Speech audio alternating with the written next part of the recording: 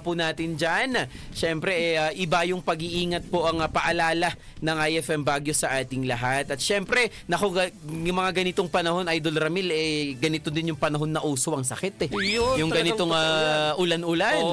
Oo. At siyempre, kaya nga po patuloy na paalala namin, Idol ko, kailangan po nating alagaan ang ating kalusugan. Lalong-lalo na po sa mga bagay na kinakain at iniinom po natin. Ha? At syempre, speaking of mga idol ko, alam ko po na pag-usapan natin nung nagdaang Biyernes, ito pong Asta Cafe, particularly yung inumin or yung particular ingredient po na meron siya na astaxanthin. Yun yung napag-usapan natin nung last Friday, Idol Ramil, na kung hindi mo napakinggan, idol ko, naku, sayang. Pero wag kang mag-alala dahil sa mga susunod na araw, babalikan naman natin yung astaxanthin. Pero ngayong oras na to, mga idol ko, pag-uusapan po natin yung isa pang ingredient na napaka-unique naman talaga sa Asta Cafe. Yan po ang inulin. Sige, Idol Ramil. Ano nga ba itong inulin na to at syempre ano ang mga benepisyo na meron dito sa ating katawan? Yung inulin, isang klase ito ng fiber. Soluble fiber. Ito ay nagmula sa isang halaman na kung tawagin natin ay kikuri roots. Kasi alam mo ba, mga idol, na kapag ikaw ay kumakain ng mayaman sa fiber, lubhang napakahalaga sa ating kalusugan ito dahil namimintin nito yung malusog na yung timbang natin. Tumutulong ito para mabilis na matunay yung mga kinakain natin para maiwasan natin yung tinatawag na mga sakit katulad ng mga colon cancer. Ayan na. So kailangan natin uminom o kumain ng ganitong mga uri ng mga pagkain, lalong-lalo na yung mga tumatanda na mga edad. So, kailangan kumain tayo ng mataas sa fiber. Katulad ng mga oatmeal, okra, saluyot. So, kung paano. Pero, dahil sa isang halaman na nakita natin dito sa ingredients ng isang Asta Cafe, nakita ko na isa pala ito sa may pinakamataas na uri ng fiber na mapagkukunan. Talaga? Kasi nakita ko na napakarami magagawa nito.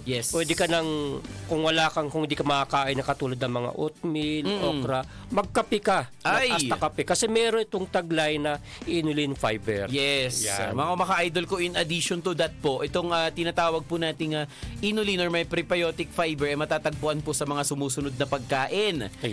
Unang-una po sa bawang, sa sibuyas, sa leek, sa asparagus, at yung sinabi po kanina ni Idol Ramil, yung chicory root. So, ito napakahalaga. Napakahalaga. Kasi, tingnan mo yung mga benepisyo na makukuha natin dito sa pag-inom nito ng kape na meron siyang inulin fiber. Ito yun ini-improve nito yung ating digestive health. Binubuti po yung kalusugan ng tiyan natin, idol ko. Kasi alam mo, marami nagkakasakit kasi hindi masyadong nadadigest yung mga kinakain. Ngayon, constipated yung tawag nila doon, idol. Tapos, kung meron kang ganito na iniinom, matutulungan na lumakas yung metabolism mo sa iyong katawan. Nagpo-promote din ito ng weight loss. Bakit? Kasi nga, pag malakas o natutunay mga kinakain natin kagad, hindi ka bibigat o hindi ka tataba. Pagka na-digest ng maigi, tapos naibawas mo ng maigi. Nagko-control ito ng diabetes. Bakit? Kasi ang diabetes, kaya nagkakaroon ng diabetes, hindi kagad na na-digest yung sugar na kinakain natin. Ngayon kung ito ay ma-digest sa pamagitan ng pag-inom ng Asta Cafe, may iwasan natin yung diabetes. Tapos, nagre-relieve ito ng sintomas ng mga constipation. Marami akong naririnig. May mga 2 araw, 3 araw bago dumumi. Actually, naranasan ko yan, Idol Ramil Pero nung pa ako ng kolehiyo, hindi ako makatulog, mga idol ko.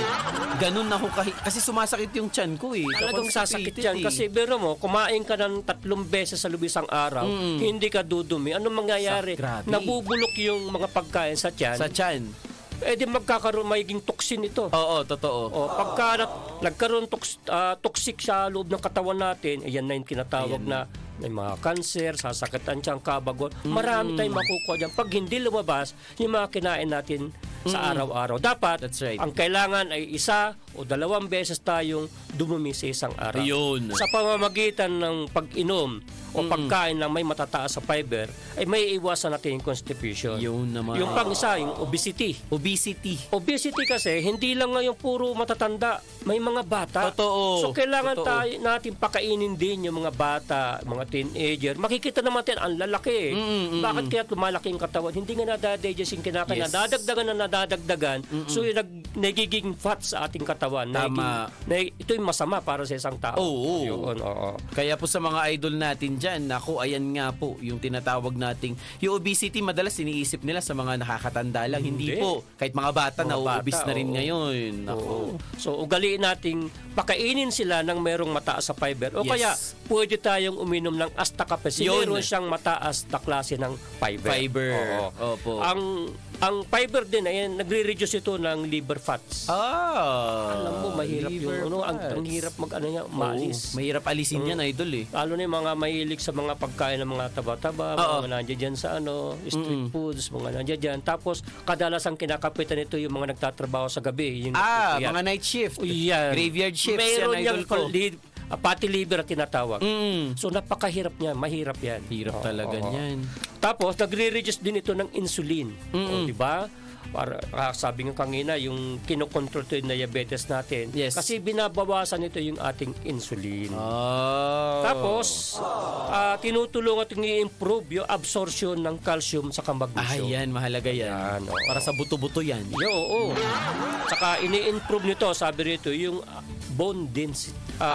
Density. Oo, sa diba? so sa atin nga pong ano ito, most likely yung mga may nararanasan na pong sakit sa kasukasuan, medyo nangihina na yung mga buto-buto natin Yun dyan. talaga eh. Yung mga nakikita ko naglalakad-lakad dyan, mahirap. Yung hindi na kayang mag-hiking, gano'n. Yan.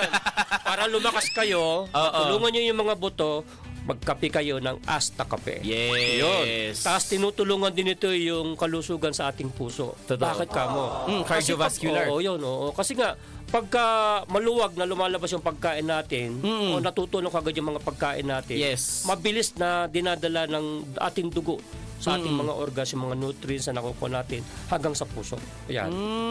Tapos, naiiwasan natin dito yung colon cancer. Colon cancer. Halaga yan. Diba? Marami nga mayayaman na namatay dahil sa colon cancer. Oo, idol, Si totoo. Presidente Aquino. Ay, Namatay yan dahil sa colon cancer. totoo. Mayaman yan ha.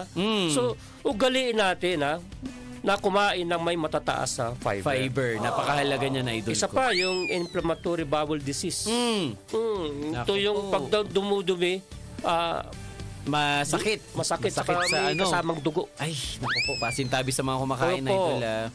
Totoo po yan, lalo na sa mga hindi dumudumi araw-araw. Ayan. Mapapansin ba niyo sa mga kumakain na? Kasi tingnan ninyo, pansinin ninyo yung inyong mga dumi.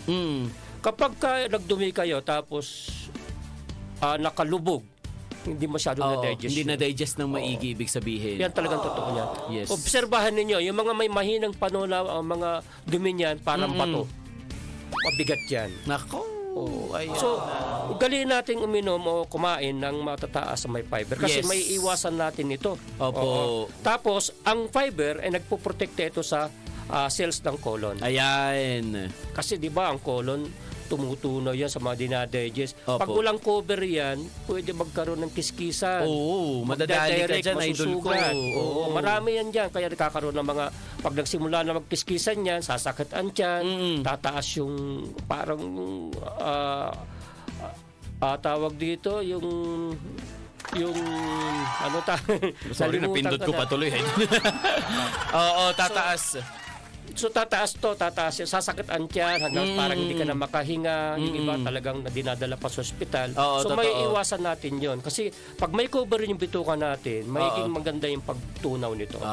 Yun naman. So mostly talaga idol ko, kung gusto nyo po at meron kayong hirap sa tinatawag nga po nating digestive or digestion, malaking bagay po ang naitutulong ng fiber. Ngayon, saan ba nahanap yung fiber na yan? Unang-una nga po, tulad ng binanggit ko kanina, yung mga bawang, ganyan. Pero idol ko, ito ang mas madaling paraan. Uminom lamang po tayo ng Asta Kape. Yan, oo. Kapag po ininom natin yung Asta Kape, kasi meron po siyang content na inulin, na meron nga pong dietary fiber.